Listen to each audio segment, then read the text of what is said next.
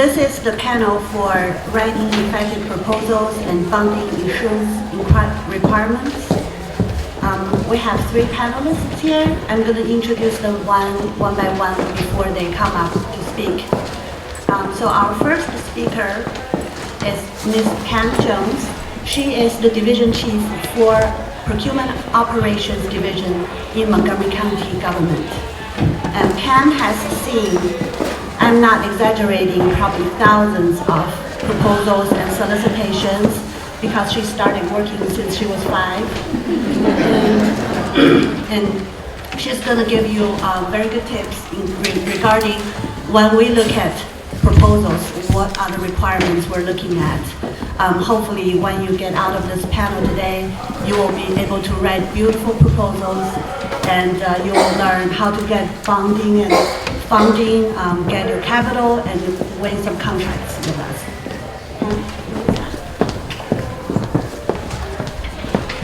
Good morning, everyone. How are you doing? Good. So I'm Pam Jones. I am with Montgomery County Government Office of Procurement. And one of the reasons I titled what I'm going to discuss today, writing effective proposals and not writing proposals, is whether it's 15 minutes, 30 minutes, or an hour, I'm not going to sit here and can everyone hear me? I'm not going to be able to sit here and teach you the actual writing skills, the editing, the core content of what your proposals are. There's many out there who can do that. But what I want to share with you is how to write an effective proposal, getting your proposals recognized, getting the maximum scores for your proposal based on the proposals that we have seen in the Office of Procurement and that I've personally seen for over 20 years in procurement. And so this is kind of like our little insider tips that I want to be able to share with you on how to write effective proposals. And some of these may seem very common sense approach, very simple, and some of them are, but you will be amazed at the number of proposals that we have seen, whether it's from small business and large businesses, that make some of these errors that have a great impact on their proposals being considered or even being seen at all. So what the first category is appearance. It is very important that every proposal be clearly labeled with the solicitation number. And you might be saying, okay, well that's kind of very common sense. But on any given day, we can have a number of proposals or solicitations that are due. And we have had many boxes or many envelopes delivered to our office who don't make it at the time of the proposal submission or the due date because there's no markings and we don't know that it's tied to something that is being opened or closing that particular day. So it's very crucial. The other piece is to make sure you have contact information. I can tell you for one of the solicitations that we had a few years ago, and it was a very lengthy, maybe over 1,000 pages, project, the proposals we received, one of them from beginning to end, there was no contact information. We went to, at that time, and I'm dating myself, the Yellow Pages, we went to the internet, we tried to find information on the company because we had the company name, but there was no telephone number, no email addresses, nothing for us to be able to contact for the questions that we have. And so right from the beginning, you know, if you're going to submit a proposal and you're going to show the professional light and you're going to show that you can handle this business that the county may be providing, something as simple as that can cause a lot of frustration before your proposal is even considered. Making sure your proposals are organized based on the RFP requirements. You may have a standard template and you may have a manner and method in how you organize your responses to government agencies. But it's very important, whether it's Montgomery County or any other government agency. For us, we will always have a proposal submission section in our RFP.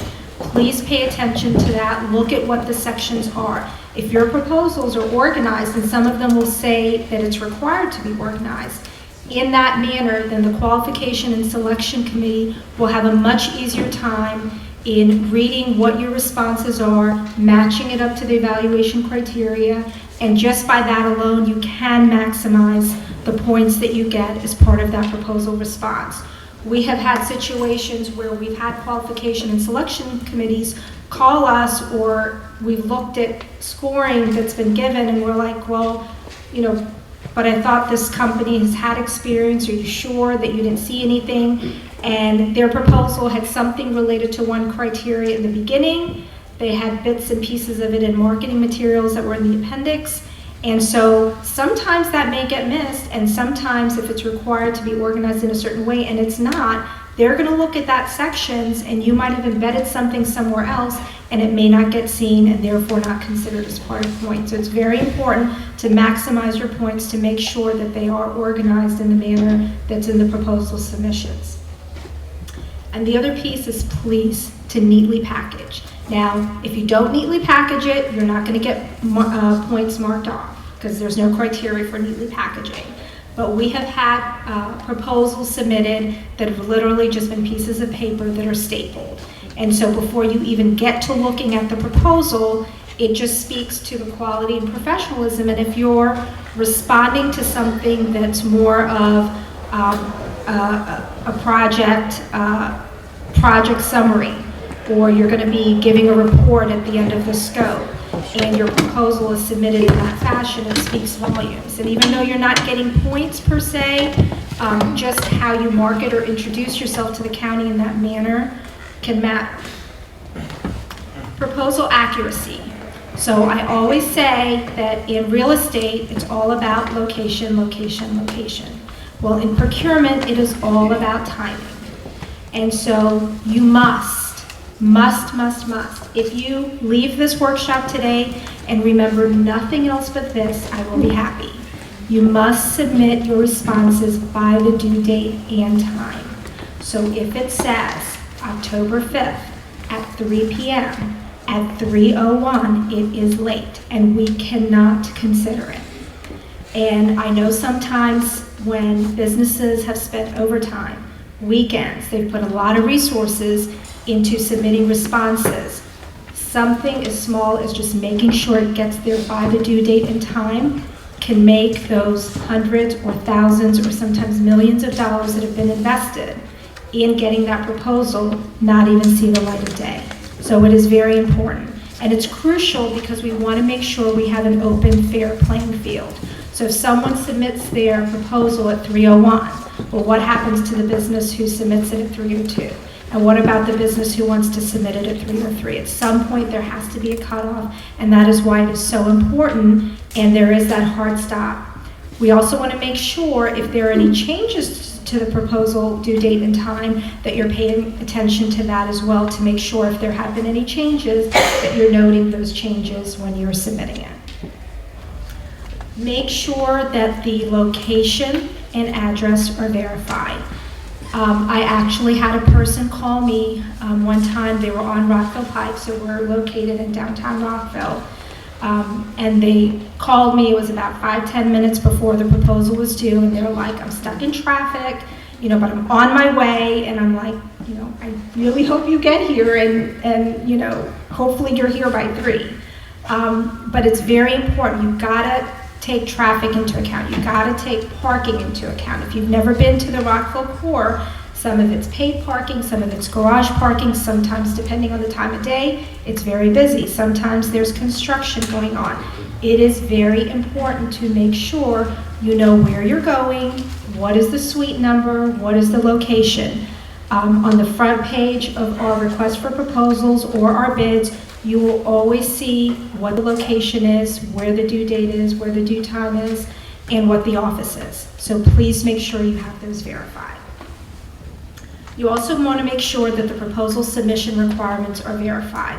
A lot of times people want to make sure we know about their company, and they have wonderful glossy pictures and charts and graphs, and that's great. And if you just have an impulsive need to include that, just do it like all the way in the back if the RFP does not call for it. But make sure you're paying attention to that proposal submission section. It will tell you, every RFP that we issue will have one. It will tell you exactly what we need your proposal to include. And I can't tell you how often pieces of that are missing from vendors' proposals. Solicitation amendments. A lot of times we will issue a clarification, a Q&A, questions and answers, as a result of vendor inquiries or as a result of pre-proposal conferences. We will do solicitation amendments if there are core things in the pages of an RFP that need to be changed based on feedback, based on errors, based on things we've noticed since we've issued that RFP. Please make sure when you get a copy of that RFP, if you've gotten it from a friend, if you've gotten it from a colleague, if you just happen to just see a copy laying around, make sure you've gone through our website. We have two options for you to download. There's one option that will say, basically, you don't need to tell us anything, you're just kind of curious and you can download it, but then we don't have your information and we cannot notify you for any changes that may come up. So please make sure you choose option 2 so we have your contact information and make sure that it stays current. We will give you e-notices for any solicitation amendment that comes out, including Q&A. So this is going to be my speed dating version because I've been given a little notice that my time is coming close to the end. Make sure that your proposals are complete. We had a business who had done business with the county before. They were one of several businesses under a multi-award contract, and it was an IT contract. That particular one had cost as a big component. Although it was an RFP, there were certain products that were part of that solicitation, so cost was weighted heavily in that RFP. And we got a call after the due date and time, and that company said as they were collating everything, they left out the cost section. There is nothing we could do. So they got a 0 for that cost section, and I can tell you they spent a lot of time on it, and it was 40 points. So, when I say some of these things are common sense, simple, but you gotta have this checklist in front of you and make sure that before you submit a proposal, you've gone down this list. Otherwise, those hours and those personnel costs spent on getting that proposal to us is not going to get considered in the maximum manner it should. In terms of content, complete, concise, including a description for each submission item. So I've kind of gone over it a little bit already, but it's very important. You don't need to give us a thesis unless it's asked for, but be concise, be direct, be very descriptive in the areas that we are asking for in the proposal submission section. I've been doing this for more than 20 years, and I can tell you, that section, along with the method of award and the evaluation criteria, is what the qualification and selection committee looks at. Everything else that you want to spend your time on is great, but that's really where your focus should be. Please make sure resumes, samples, or any other required submissions that are part of that in addition to your proposal, if it asks for a writing sample, a sample report, please make sure that you include that and mark those clearly. Please make sure that as you're giving us your narrative or your information or your experience, that you're focusing on the areas that are in our evaluation criteria. Every RFP that we issue will have a method of award, and every method of award will tell you how the qualification and selection committee are going to rate your proposal. We don't hide it, it's published, it's there in every solicitation, and it could be different. So please, for each RFP, make sure you look at that and make sure you highlight those areas in your written proposal. If there are any exceptions, if there's a technical requirement, some sort of terms and conditions that you're taking exception to, you need to make sure you highlight that, but you also want to be clear that whether it's Montgomery County or other agencies, not every agency is going to waive something or modify something. So you have to be very clear when you're submitting the proposal that you're looking at those different compliance requirements and terms and conditions to make sure that you can adhere to those as part of a resulting contract. You also want to make sure that you have a clear understanding of the jurisdiction scope and project requirements. In an RFP, we try not to dictate A through Z. We want to give you the parameters. We want to hear from you the methodologies that each vendor has that could be different from one another to reach that end goal. But within those parameters, there are some finite requirements. And we just want to make sure if you think you have something new, creative, completely different, you should probably let us know that ahead of time, because it could be something so new and so different that we may not have the funding for it. It may truly be a different departure from what the county's programmatic staff are ready to accept at this point. So an RFP is intended to be created for you to respond with your methodologies, but still keeping within those overall parameters. So if you have something completely different, your first RFP response might not be the time to test that out. You might want to ask those things ahead of time to make sure that it's something that could be considered and still kind of meets the overall parameter, so that the qualification and selection committee can easily evaluate apples to apples. In terms of timeliness, so I've already beaten you down in terms of due date and due time, and that's like embedded in everybody's head. I will tell you, we've had situations where people have called us, they just got into a car accident, and they literally did come to our office after the due date and time, and you could see there was a little blood and they were a little disheveled. We've had delivery company drivers come and tell us that they are going to be fired if we don't accept the proposal. We've had VPs from companies, and these are large businesses, these are not small businesses, that have come and called us, called the director, escalated it up. But again, our goal is to have an open, fair competition. And so it is very important that you know that the due date and due time does matter, and we do take that seriously, so that everybody who spent the time and spent the effort in getting it there, that now we're not all of a sudden opening up the flood doors, and those who made that effort, their proposals are part of what gets considered. If you have any questions, if you look at our solicitation, you're like, this really seems like it's geared towards something, and I don't even know if they want us to even respond.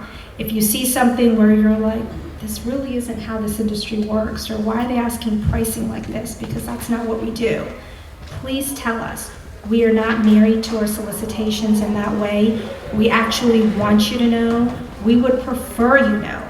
Please let us know before the due date and time if you have those types of questions, if you have those types of concerns.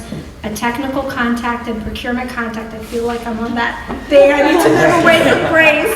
I'm almost done, like 30 seconds. So please let us know before the due date and due time, because that's when we can consider it. We're happy to issue Q&A if something needs to be clarified, if something was an error, if something wasn't explained correctly, it was too vague, or if something really was too specific and shouldn't be and we didn't realize it, bring it to our attention. We're happy to consider it and make changes as necessary. At the end, you'll see there's a how to do business that tells you how to find out about opportunities. There's a handout back at the table. Please take a look at that. Please attend any pre-submission conferences that are available to you.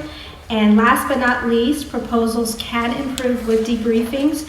We've actually spent this past year kind of revamping, doing some training for our contract administrators and using departments, and also putting out guidelines for you as businesses on our website, and that link is on the effective proposal checklist, where you can look to see how you go about asking for a debriefing and what you're supposed to get out of that. So we can't tell you about anybody else's response, but we're happy to meet with you, or the head of the QSC is happy to meet with you to give you the strengths and weaknesses of your own proposal in an effort to hopefully help you improve it and be much more successful in the future.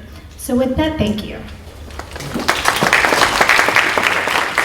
Thank you, Pam. Just on time.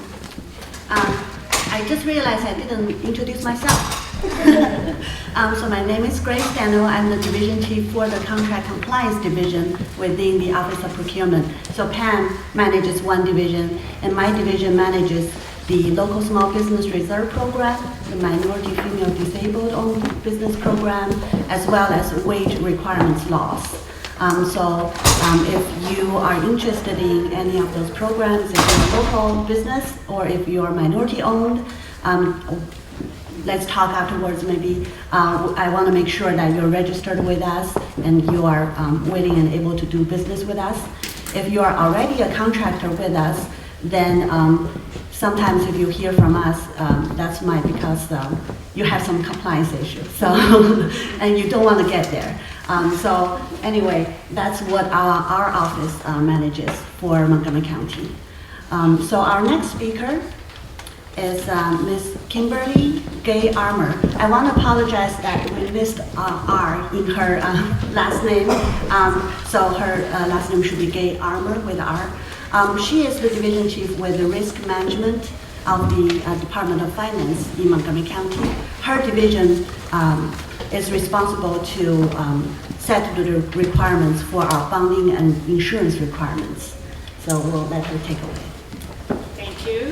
Just to clarify, I'm not the division chief, but I'm the section chief. My boss, Pam Schroeder, is the division chief. Good morning. Thank you, everybody, for coming. We're very happy to be part of the forum today, and we welcome the opportunity to help the county vendors, partners, potential vendors and partners understand the risk management component of the contracting process. I am the county's insurance manager, and we run the Montgomery County Self-Insurance Program, keyword self-insurance. So we do have a very large insurance company that we have as the county. We handle a lot of the county's agencies, park and planning, public schools, HOC, and other county agencies in our insurance program. I just mentioned that because a lot of county people or people who do business with the county are not necessarily familiar with that format of how the county runs its insurance program. So we handle property and casualty only, no health and life, but those two kinds of insurance we handle.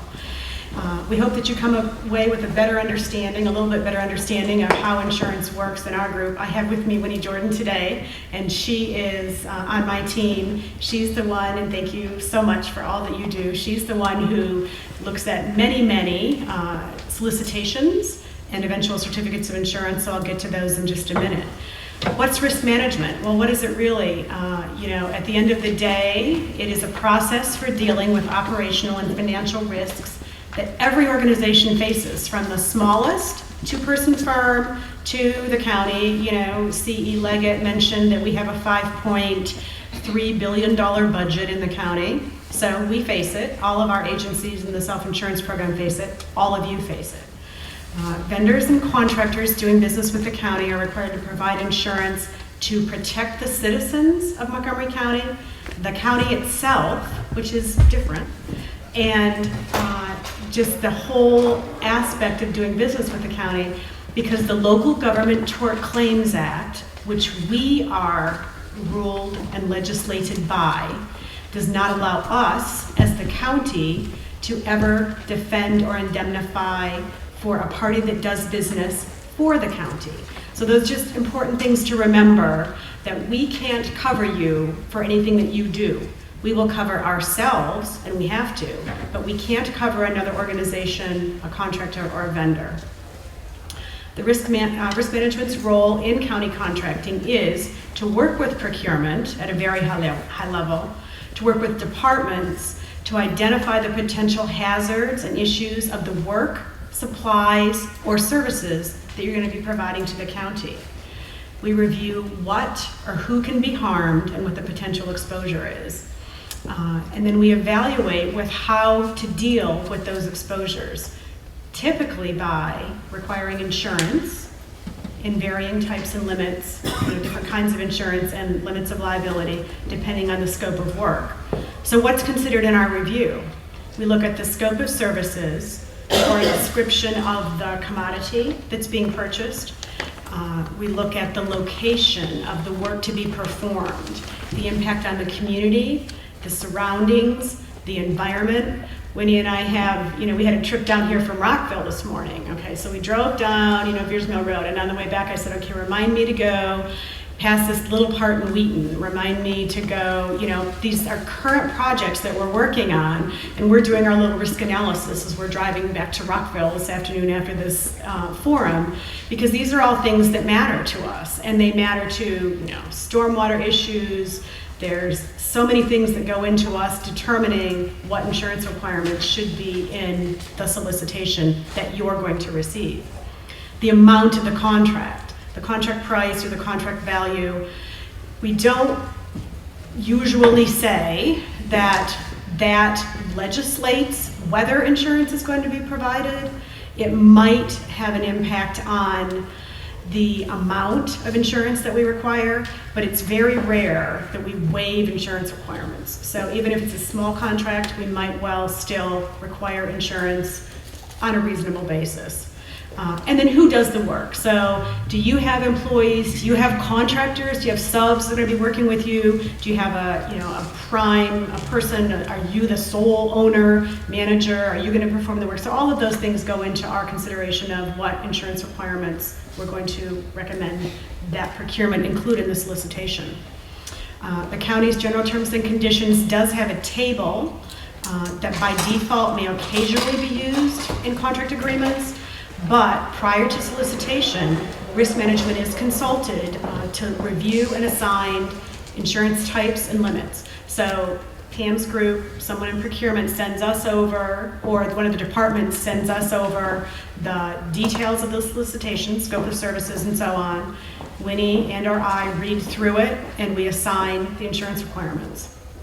So there's a special not an addendum, but an exhibit in the solicitation that lists out the insurance requirements that you should be following. All of it's behind the scenes. This is us working with procurement and our operating departments prior to an RFP or an IFB being released. When you're publicly posted for the award, then you send along a certificate of insurance to meet the requirements. I'm going to come back to that in a minute.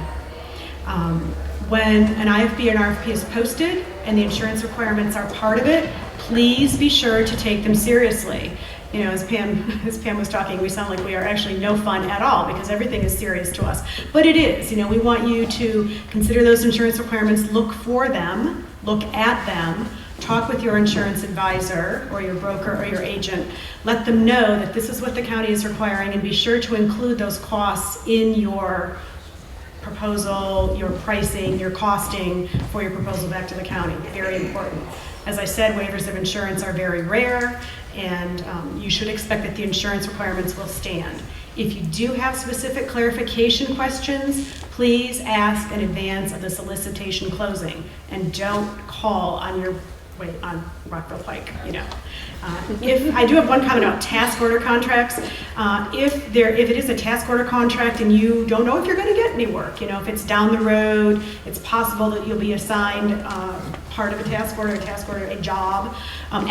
Ask in advance. Usually we are flexible and reasonable in terms of what should be required in those kinds of contracts. We may even allow ourselves flexibility, but generally we're going to have at least minimum requirements in an initial task order contract.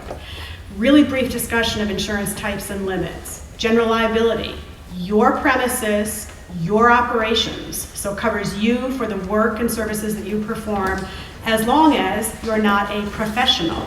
I'm going to come back to that. We're talking doctor, lawyer, engineer, architect.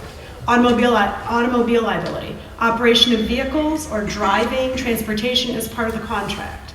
Workers' compensation, protecting you and your employees if they are injured at work while they're doing work for the county or in any part of your business. Professional liability, coverage for errors and omissions committed by you and your firm. I've heard people say that it really only applies to, licensed professionals. That's not necessarily the case, but because there are some professionals that are going to need to provide that coverage that aren't licensed by the state. But if you need it, you probably know who you are. If you don't, write to our email address and I'll tell you. Cyber liability. Thank you so much to Mr. Doss. Where are you? He mentioned cyber liability. I guess he left. But in the opening presentation, cyber liability generally will be required if you are handling PHI, personal health information, PII, personally identifiable information of a citizen of our county. We're going to require you to carry cyber liability coverage. Be asking your broker about it if you are in that area. The additional insured is always a question, frequently a question. The county needs to be an additional insured on your general liability policy and your auto liability policy if it's required. It is because the county, again, as I mentioned, cannot cover you. We cannot cover you for what you do. We want your insurance policy, your carrier, to take us by the hand, cover us, defend us. It avoids us suing you if there's a problem. So the additional insured just adds us onto your policy. We don't have to pay the premium. We don't necessarily get notices if it's going to get canceled, but we will get coverage if it is necessary. If you belong to a professional association, you may want to ask them if they have insurance available. Your homeowner's insurance, broker or agent may be able to assist you to find a commercial carrier if that homeowner's carrier can't provide you with insurance. But I did want to mention the professional association because very frequently they will have group programs that you can be a part of. A certificate of insurance is the document that we look at then after you've been given the award, publicly posted for the award. We review the certificate of insurance. Again, send those insurance requirements off to your broker when you're reading through the solicitation. Then they will be familiar with it and they will know when you have the happy news that you've been publicly posted for an award and you need a certificate of insurance issued to the county. They'll know how to do it, send it over. So they'll know how to ask the insurance carrier. Bonding. 3 minutes. Oh, Winnie says I have 4 minutes. Bonding. Risk management, 5 minutes. Okay. Risk management does not typically get involved with bonding per se. We may be asked the question, but the county does typically require both performance and payment bonds on construction contracts and on some service contracts. And on the service contracts, we usually require just a payment bond. Construction contracts usually are requiring a 95% performance bond, so 95% of the contract price. And these requirements actually come from the legal department. Sometimes they will have maybe input or advice from risk management if they have specific questions about the services to be performed or how they might be protected. But the purpose of course, the bonds is to make sure the work gets done timely and per the scope and the details of the proposal. The payment bond, of course, is to ensure that contractors, subcontractors, and in some contracts, employees actually get paid by the contractor. So it's protecting you and it's protecting the county from having any complaints from third parties. I did want to mention real quickly about the indemnification, and just back to the beginning part of the discussion when we talk about hazards and exposures. The indemnity provision is in the contracts, all county contracts as well. We sometimes weigh in on it when we're asked, and on larger contracts, sometimes we're asked to advise, if there are changes that are acceptable on leases. So we have some indemnity expertise in our shop. But it is a requirement, the indemnification, wherein your organizations and companies defend, indemnify, and hold harmless the county from anything that you do. It really is just taking responsibility for your actions, errors, omissions, anything that you do. But that is it's a standard clause in contracts. I think my time is very close to being up. If you have questions, I put our risk management email on the handout that you have, but generally you should check with your procurement person, right, first, and they should direct questions to us. You're free to use the risk management mailbox. That's fine to do if you have just general questions. If it is a solicitation question, I will need to go through the procurement group because then I know if there are specific questions, answers have to be submitted to everyone. So, if you come through us, just be aware that whatever we tell you is going to go to everyone. Probably best to go to the buyer first, but we'll pick up the phone. So, thank you so much for having us today. Thank you, Kimberly. We will have some time for Q&A at the end of the section. Our next speaker is Mr. Stanley Tucker. Mr. Stanley Tucker works for Meridian Management Group. His company is a contractor for the state of Maryland, and the two programs they manage for the state of Maryland are Video Lottery Terminal Fund and also Maryland Small Business Development Financing Authority. And also they have some funding opportunities too. Morning. Morning. Does everyone have a copy of your? No. Okay.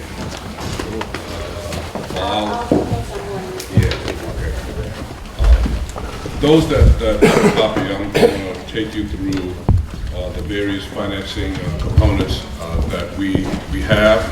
and we have several of them, and they work in conjunction with each other. So the two ladies that preceded me basically was talking about contracting opportunities and insurance, etc. Our goal is to help provide the funding to take advantage of these opportunities. Let me, little bit of history. Maryland Small Business Development Financing Authority has been around since 1981.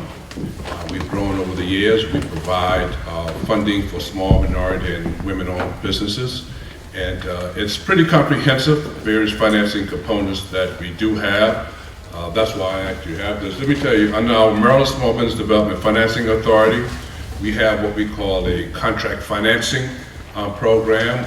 So those that obtain contracts, you can come to us for working capital financing, because that's a major challenge for some, particularly for small, minority, and women-owned businesses, having the working capital, because usually with government contracts, they're great, but you have to work for a period of time and then you get your check. But we can help you with the working capital financing to help you up front with that. And those are, and by the way, just a point, when you're looking for contracts, okay, you should simultaneously, actually before you obtain the contract, you want to get the financing. Because once you get the contract, there's usually a notice to proceed, 30 days or less, if you will. That's the wrong time to go go try to obtain financing, because sometimes it takes, depending on how well you're prepared in terms of obtaining the financing. So we encourage you to come see us prior to you going to look for a contract. That way we could look at your proposal and whatnot, and we can provide you with a line of credit pending receipt of the contract. So you will have your line in place, okay? And that line could be in place for at least a year, if you will, before you actually obtain the contract. So that's key, okay? Because cash is very, very important. So we have the contract financing program. We can provide funds directly. The maximum actually can go up to $2 million per deal. We can do the lines, we can provide lines of credit as well. So it's a very key kind of financing that you need for particularly performing government contracts. So that's very important. Let me point out to the gentleman that just came in, Anthony Williams. He's my partner. Okay, so he does a lot of this as well. The next component that we have is called our guarantee fund. And basically, this fund is designed to provide guarantees to banks, okay? And so that's what we want to do.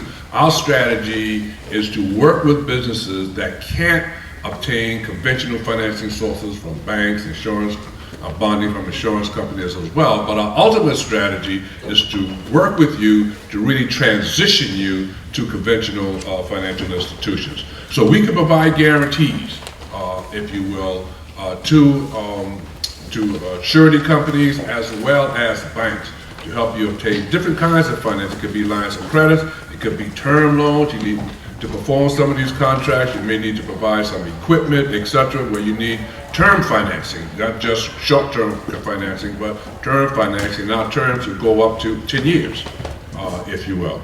Our third component is surety bonding. We actually can act as a surety ourselves, or we can provide guarantees to surety companies. We can do both, okay? Again, we really encourage you to come to us early on so that we can provide this kind of financing, if you will. Here's a key point. We also have the ability to use these various components in conjunction with each other. Particularly if you're in construction, you're going to need bonding. Or in some service contracts, you're going to need bonding. We can provide the working capital in conjunction with the bonding. And if the bonding is required, you need working capital. There's no question about it. You need working capital, period.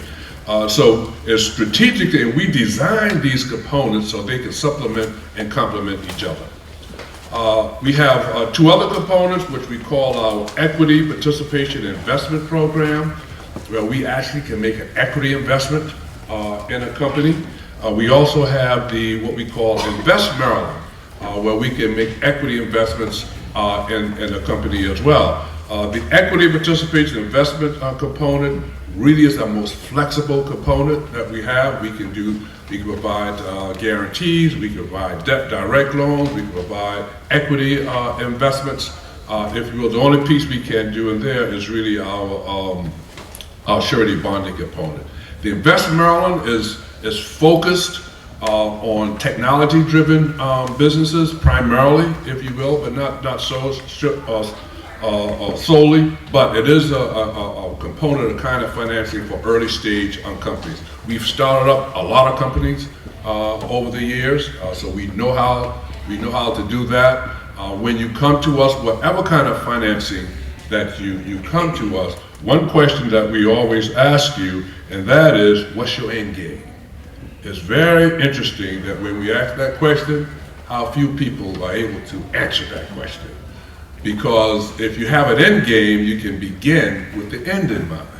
And so when you get to there, you're not getting there by happenstance, you're strategically positioning and planning your company to get to the end game. Now, let me go to our Maryland Casino Business Investment Fund. This is another fund that we manage as well for the state of Maryland, and these funds are derived from the casinos and whatnot that have been developed here in Maryland. Several years ago, when the legislation was started, we were able to get some strategic language in the legislation that says 1.5% of the gross proceeds, of all the gross proceeds of the casino gaming, if you will go into a fund to invest back into small minority and women-owned businesses here in the state of Maryland. We're the only state in the country that has got that into the law. Quickly, we have various financing products. We can do term loans, lines of credits, demand loans, letters of credits. We also have the ability to do micro loans. We don't do a lot of that. We try to have someone else do that for us, but the capability is there.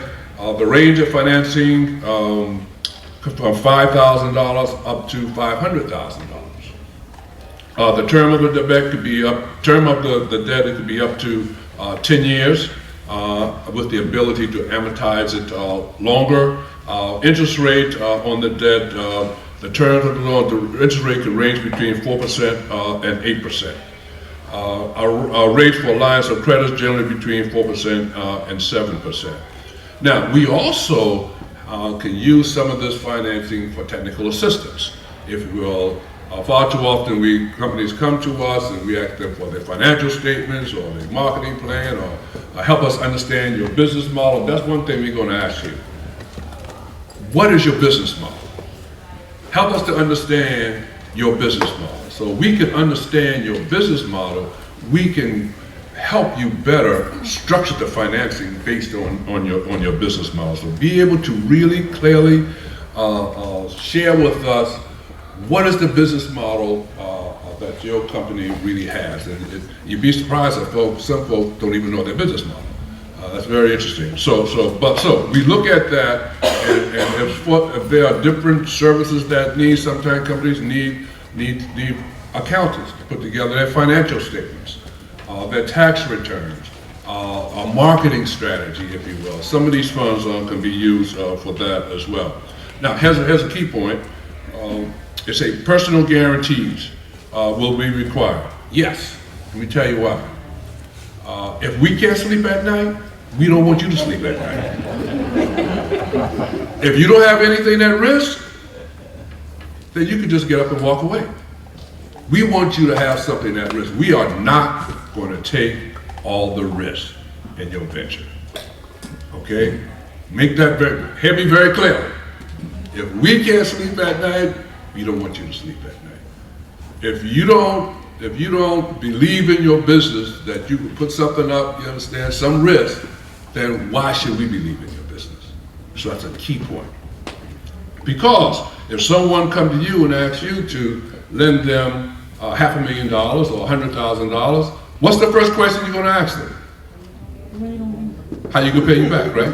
Well, that's what we want to know as well. Okay, personal credit scores. Personal credit scores are important. but they're not a deterrent for us. Here's what's important. If you have challenges, if you've had challenges, and everyone has challenges financially at some point in their lives, if you had problems, tell us, because we are trained to find out.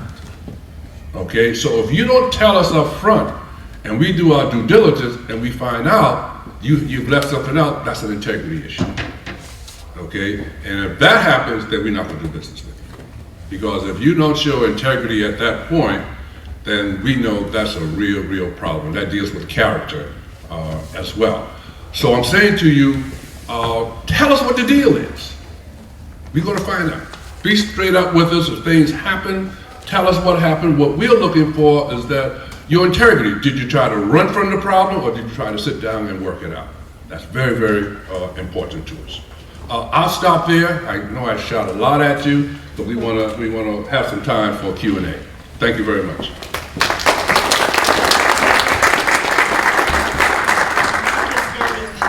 We do have about 5 to 10 minutes for questions. Is there any question for any of the panelists? I saw her first. What's your question? I had a question for you. I know you mentioned towards the end of the talk about debriefings. I didn't know that it existed. So Okay.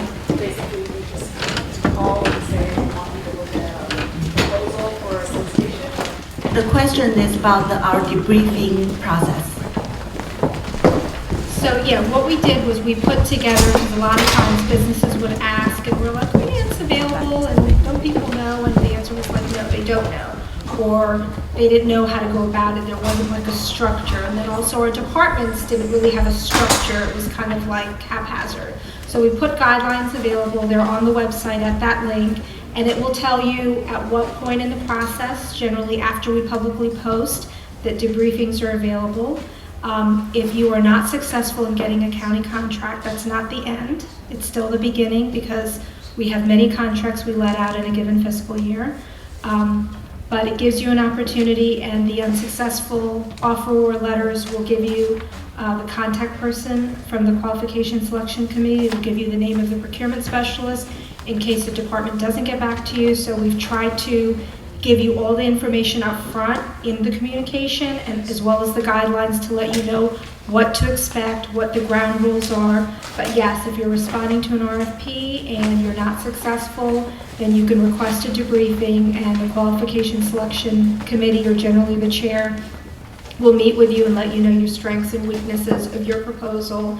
And you know, sometimes there might be gaps and there are things that you can learn. Sometimes it may be you and the person who won it were very close. There wasn't anything drastically, you know, deficient in your proposal, and it may just be one was just slightly better in that particular instance.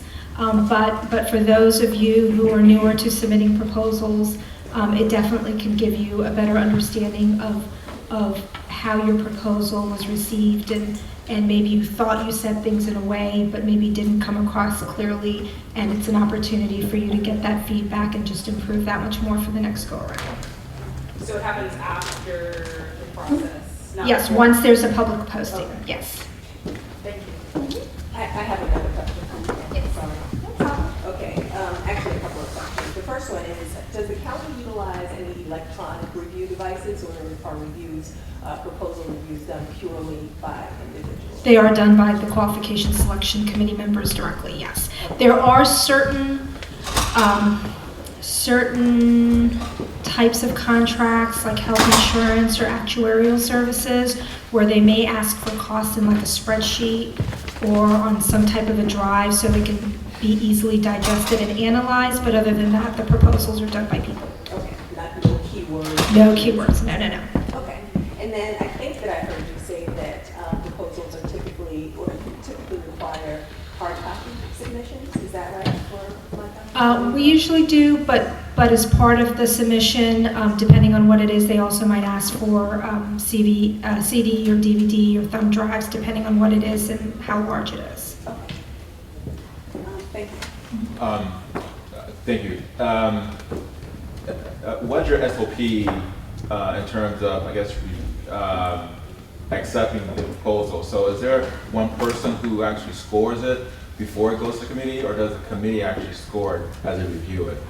So all of the requests for proposals generally come to the Office of Procurement, and our specialists do look at it in terms of certain requirements, like if the wage requirements law is applicable, we will take a look at it, we'll see if there's something missing or incomplete or inconsistent. If it is, we will share it with the compliance division. They will reach out to the businesses because that's a particular item that has to be satisfied before we can move it forward to the qualification and selection committee. But actual scoring happens by the qualification and selection committee. So it can still get to committee if something's not there. If something's not in the proposal, it can still go for committee for review. Yeah, so with an RFP, it's unlike a bid where you have responsiveness issues. With an RFP, like the example I gave earlier, you can have a proposal that's missing the whole cost section. It will still get forwarded to the qualification selection committee. Your proposal will just get scored accordingly if there are pieces missing or not clear. Now, there may be a few exceptions, so I'm talking general terms. So if it's a solicitation that's reserved under the local small business reserve program and your business is not eligible, so you're not an LSBRP or you haven't certified or done the application prior to the due date and due time, which is a requirement, then your proposal is considered unacceptable. So there are a few exceptions here and there depending on the circumstance. Two last questions. This question is for Mr. Tucker. I'm a little embarrassed about asking this because I thought I was on my game, but what are you looking for when you ask the question, what is your end game? I had no idea what you're talking about. What do you want to do with the company? Do you want to grow the company, sell it? Do you want to grow the company and turn it over to your children? Or you just want to liquidate it? What's your end game? Okay, if you want to grow a company and want to sell it and get equity out of it that you've earned over the years, what does that company have to look like for you to get the return that you're looking for? Okay, what's the size of company, depending on the industry that you're in, and what you could do due diligence and looking at other companies that have sold in the same industry. What do they look like? Okay, or you want to grow it and turn it over to your kids. All right, I would love for. I have 3 sons. None of them are interested in my business.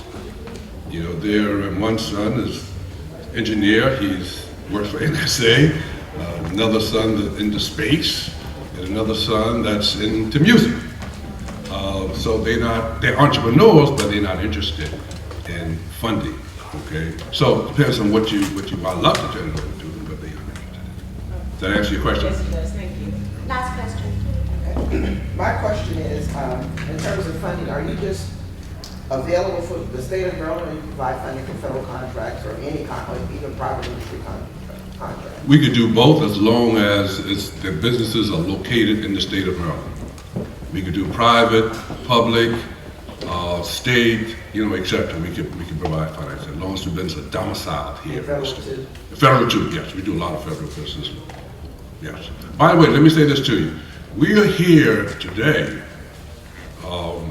because for years, Montgomery County was always in the top 3 jurisdictions in which we provide financing to small minority women-owned businesses. I would say in the last, 5 years, Anthony? Yeah, 5 years. Last 5 years, they're not there. Montgomery County, the businesses in Montgomery County are not playing. And we know the county actually is the most diverse county in the state. And so we know the businesses are out here, we're not sure. So we are here, we want to do business in Montgomery County. Okay, that's why we're here, we'll continue to come. We're going to be working with the county and whatnot so that we have more of a presence here. Yes, sir. Question in reference to your equity funding. Is that more specifically giving up some of the equity of a firm and then having potentially a management team that could come in and help take the company to the next level along with capital funding? Yes, generally, yes. When we make an equity investment in a company, we are looking for that company to scale, to grow, because we are looking for adequate return on our investment, because we have investors. Sure. Okay, so yeah, we are looking. It depends on the valuation. It depends on what industry that the company is in. Whether we feel as though that the industry itself is growing, and how is that company positioned within that industry, whatever product or service in which they have to really grow. So specifically, if the company is doing very well and they're looking to really take it to that next level, they're the ones that we most attracted to. Yes, ideally. However, we've done startups as well. I mean, we've birthed companies and worked with them all the way to them going public. We've done that several times, so we're not adverse to looking at startups. Thank you very much. All right, that's the wrap for our first session. And thank you, Ms. Jones, Ms. Guillermo, and Mr. Tucker. And I hope you did get some useful information. Our front desk have our, or actually in your bags, there's procurement guidebooks, pocket guide. It has our information and websites links on there. A lot of our programs and everything they talked about should be on our website also.